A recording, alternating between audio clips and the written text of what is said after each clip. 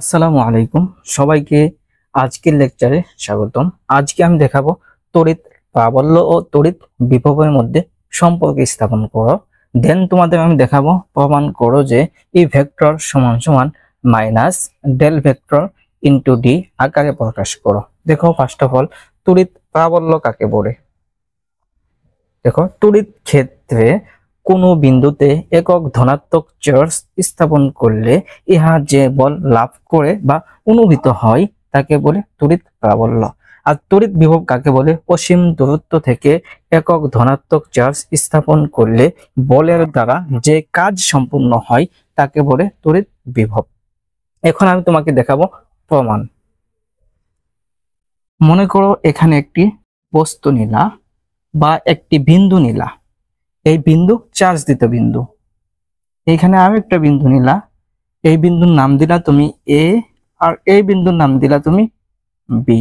এইদিকে একটা সংযোগ রেখা টেনে নিলা, এই রেখার একটা দূরত্ব রয়েছে, দূরত্ব হলো ডি। এইখানে একটা বিভব রয়েছে, বিভব হলো ই ভেক্টর, ই ভেক্টর দিয়ে প্রকাশ করলা। দেখো এখানে কি এ বিন্দুতে একটা বিভব হবে, এই বিভবকে আমরা লিখতে পারি ভি এ। আর বি বিন্দুতে যে বিভব, বি বিন্দুর বিভবকে আমি লিখতে পারি ভিবি, ভিবি লিখতে পারি। এখন আমি সংজ্ঞানুসারে লিখতে পারি ভি হলো কি বিভব। দেখো এর আগে তোমাকে দেখতে হবে এখানে কি বেশি চার্জ আর এখানে কি কম চার্জ, তাহলে আমরা কি লিখতে পারি V A greater than VB. এটা আমরা লিখতে পারি, এটা আমরা লিখতে পারি। তাহলে কি হবে বলো তো, ভি এ মাইনাস ভিবি এটা লেখা যায়। দেখো তাহলে আমরা কি লিখতে পারি এখানে ভি এ মাইনাস ভিবি লিখতে পারি। আর আমরা কি জানি বলো তো, ভি, ভিতে কি বিভব, বিভব সমান সমান জানি তড়িৎ প্রাবল্য, তড়িৎ প্রাবল্য ইনটু মধ্যবর্তী দূরত্ব।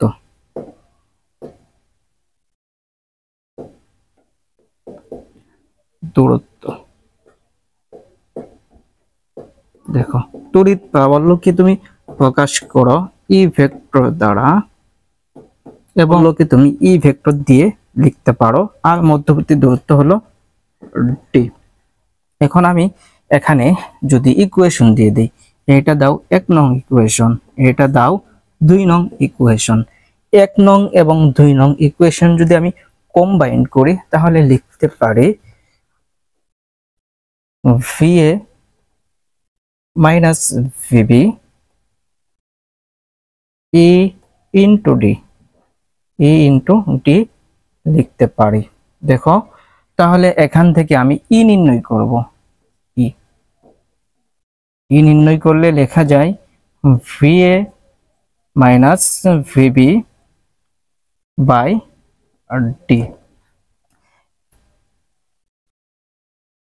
দেখো ভি এ মাইনাস ভিবি সমান সমান কি ছিল, ভি ছিল, ভি লিখতে পারি বাই ডি লিখতে পারি। এটা ছিল ভেক্টর, ভেক্টর ই এর মধ্যে তুমি ভেক্টরটা দিয়ে দিবা। দেখো আমরা এইটা প্রমাণ করি তাহলে কেমনে লেখা যায় ই ভেক্টর।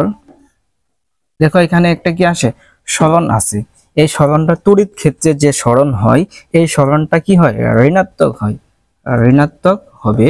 আর এখানে কি লেখা যায় বলতো, ডি ভি বাই আর লেখা যায়, ভি বাই কি ডি আর, এখানে কি লেখা যায়।